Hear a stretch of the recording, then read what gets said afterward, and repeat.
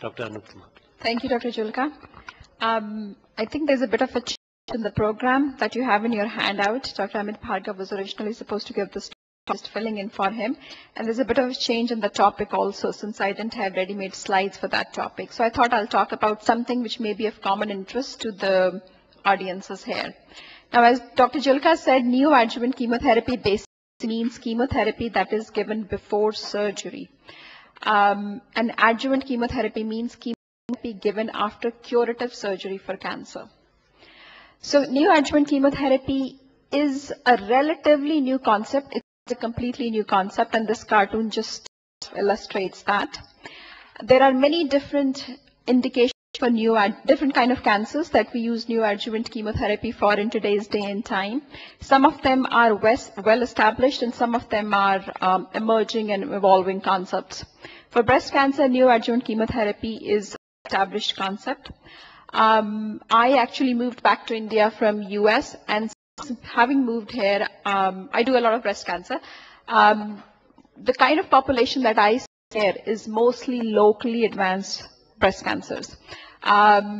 We don't see the kind of patients that US physicians see, because those patients undergo tremendous screening procedures, and the diseases tend to be caught at an early stage, and neoadjuvant chemotherapy is not so widely used except for areas where healthcare may be a little bit difficult to get into, like rural South US and stuff like that. There are defined indications using neoadjuvant chemotherapy in breast cancer and other cancers that we use neoadjuvant chemotherapy. So I'll talk a bit about breast cancer, and then we'll maybe talk a little bit about 2 or 3 different kind of cancers. And I'll give you some case vignettes to illustrate what I'm talking through. So the indications for breast cancer neoadjuvant chemotherapy are usually large tumors, usually more than 5 centimeters, or smaller size tumor if the breast size is very small, especially if the patient is designed of having a breast conservation surgery. If there is extensive regional node involvement, which basically means that when you examine the patient, you can palpate the nodes clinically. There is underlying involvement of chest wall or skin edema, which we call podorange, or ulceration of the skin, satellite nodules, which may preclude doing a breast conservation surgery. Or if some other indications which the surgeons feel that upfront surgery may not be possible, a neoadjuvant chemotherapy consideration is needed. Inflammatory breast cancer is one condition which we do not do surgery for upfront. We always treat it with chemotherapy followed by surgery. Now, there are certain things to be kept in mind when we talk about neoadjuvant chemotherapy for breast cancer. So when we do neoadjuvant chemotherapy, the aim is basically to make the disease more operable. It doesn't necessarily change the survival of the patient. The survival of the patient is dependent on the stage at which the patient gets diagnosed. All neoadjuvant chemotherapy or neoadjuvant treatment does is downstage the disease. And hence, for inoperable breast cancers, the aim is to achieve operability.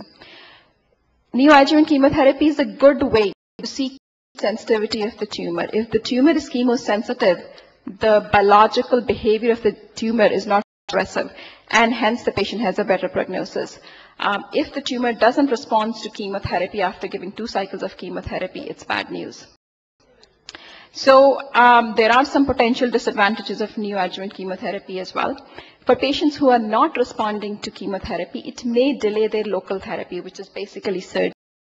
And theoretically, it may give a chance to the tumor to spread elsewhere, which may not be the case when you started with chemotherapy. This happens in rare cases. Literature says it happens in less than 5% of the cases. And number 2, when we give neoadjuvant chemotherapy, we obviously stage the patient clinically. The best way to stage a disease is surgico-pathological way, because you can take out the tumor, you can see whether the lymph nodes are involved or not. So accurate staging, quite as accurate staging, is not possible with neoadjuvant chemotherapy. Before we do neoadjuvant chemotherapy for breast cancer, there are a few things to be kept in mind. Of course, the preoperative workup should be complete. A core biopsy has to be done. We need to test the core biopsy for certain markers which we call estrogen and progesterone receptors, as well as something called HER2 receptors. And patients should not have distant metastatic disease. Because if the patient has distant metastatic disease, we are talking about palliative treatment and not curative treatment.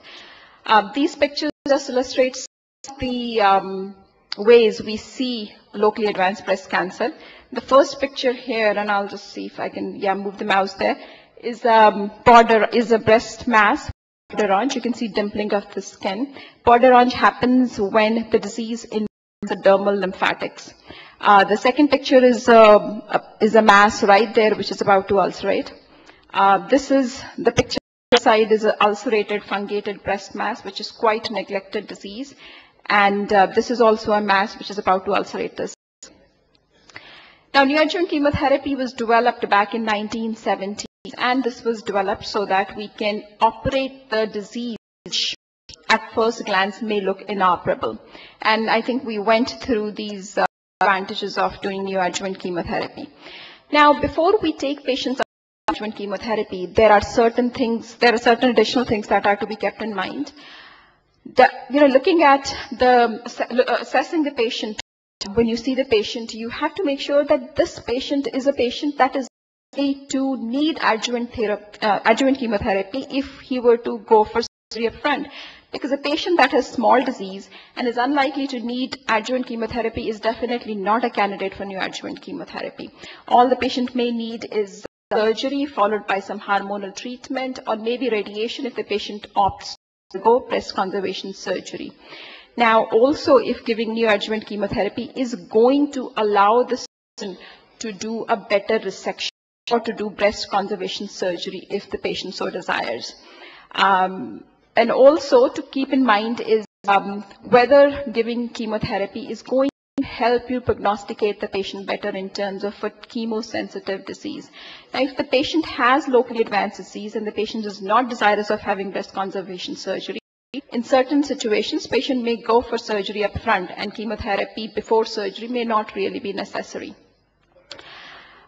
So based on those three markers that I talked about, ER, PR, and HER2 positivity, we decided which modality of the treatment may be best suitable to be used, whether it is neoadjuvant chemotherapy or it's adjuvant chemotherapy. And of course, other comorbidities in the patient, as their age, has a big role to play in terms of deciding which to use for the patient treatment. I'm just going to take you through a couple of cases. This first patient is a young woman, 37-year-old, who found self-palpated breast mass. She underwent a biopsy which showed a ER, PR, and HER2 negative disease, which we call triple negative subset of breast cancer, which we have come to recognize lately. It was a grade 3 disease, which again speaks for the higher or biologically aggressive disease. And clinically, it seemed that she had 2 palpable lymph nodes in the axilla. There was no significant past medical history except for asthma. There was no significant social history. Patient underwent biopsy of the lesion, and that's how we came to know whether that this was a triple negative disease. So clinically, the patient was 3B-ish disease. Distant metastatic workup was negative.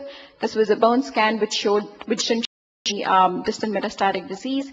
Now, this patient is appropriate for conventional chemotherapy. We cannot use what we call hormonal blockade for this patient because her disease was ERPR negative, and we cannot use certain biological / targeted medicine, something called trastuzumab, which we use various different kind of diseases nowadays.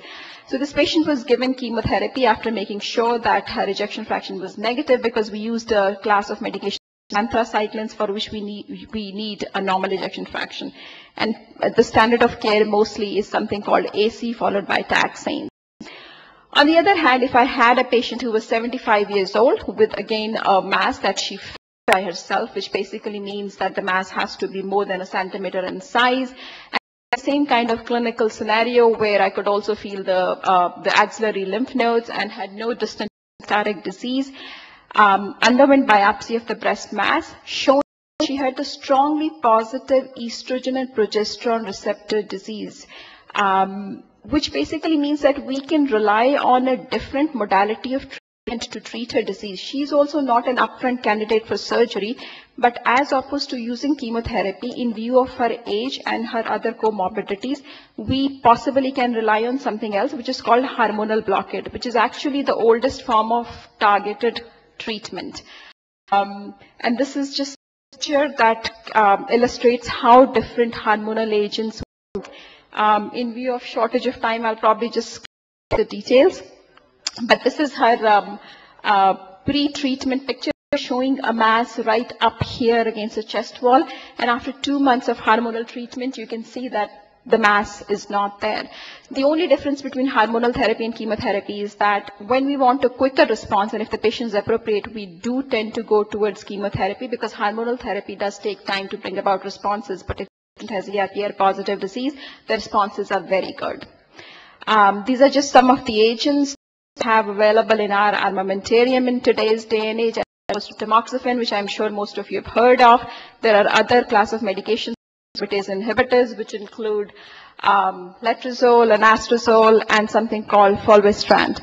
Letrozole, by the way, is not available in India anymore, because letrozole has increasingly been used by gynecologists, fertility stimulation, which is not quite clearly an approved indication. So a lot of patients are not finding letrozole, even though they've been taking it for a year, 2 years, or many years.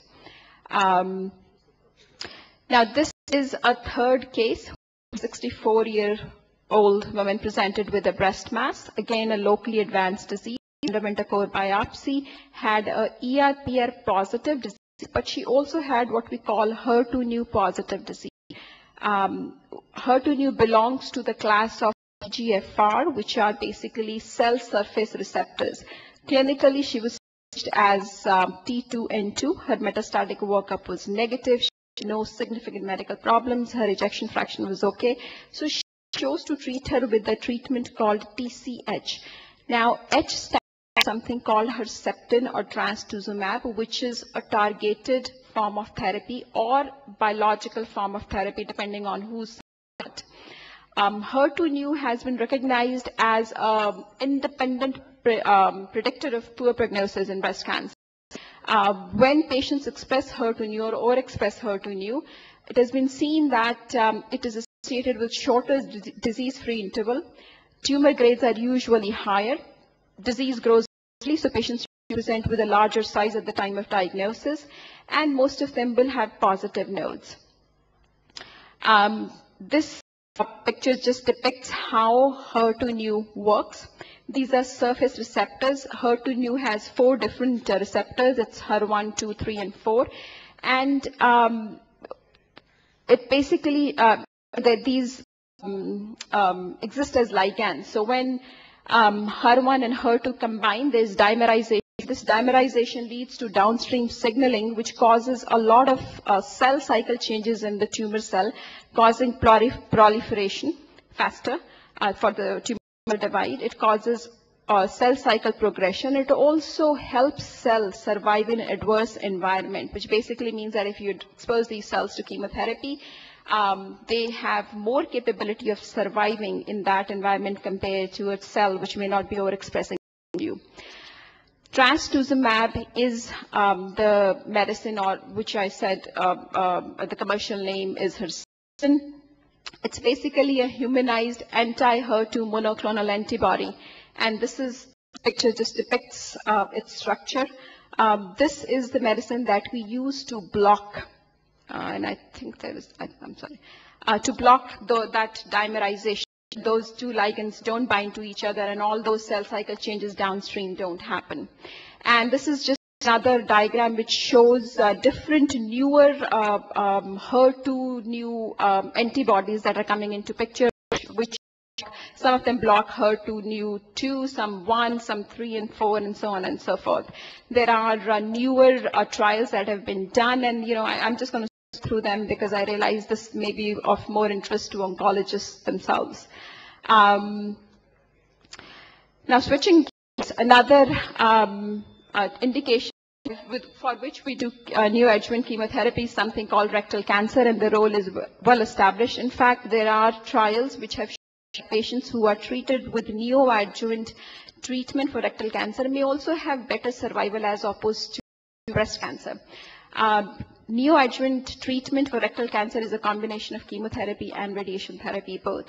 And this is patient is a 68-year-old woman who presented with bleeding per rectum for about 3 days, underwent workup, had a colonoscopy, which tribal mass, which was obstructing 50% of the colonic lumen, and a biopsy showed adenocarcinoma. This picture in the colonoscopy where you can see the growth. There is a modality called EUS, or endoscopic ultrasound, by which staging can be done more accurately. It not only shows the stage of the cancer, meaning to what depth is the tumor penetrating within the colon wall, but it can also is very sensitive to pick up whether some of the lymph nodes in the regional area may be involved with the tumor or not. And so the sort of care nowadays is that if a facility has EUS available, patients should undergo EUS staging accompanied with an MRI of the abdomen and pelvis. So this is Anupama, just wind off. Okay. This is just a note that that is involved. Anyhow, this patient indications for rectal cancer treatment, neoadjuvant treatment, are T3 or T4 lesions or early stage tumors with positive lymph node, regional lymph node involvement. And I'm going to go through these cases. The other areas where neoadjuvant chemotherapy in combination with radiation or by itself has a defined role to play is head and neck cancer, where we sometimes also use it as the only modality of treatment for locally advanced cancers, locally advanced head and neck cancers, as well as gastric cancer, bladder cancer, lung cancer, and colon cancer with oligometastasis solitary mets, where the patients can still be curable and can undergo surgery. So we term that as neoadjuvant chemotherapy. I think I'm going to start, and we have shortage of time. Thank you for your attention.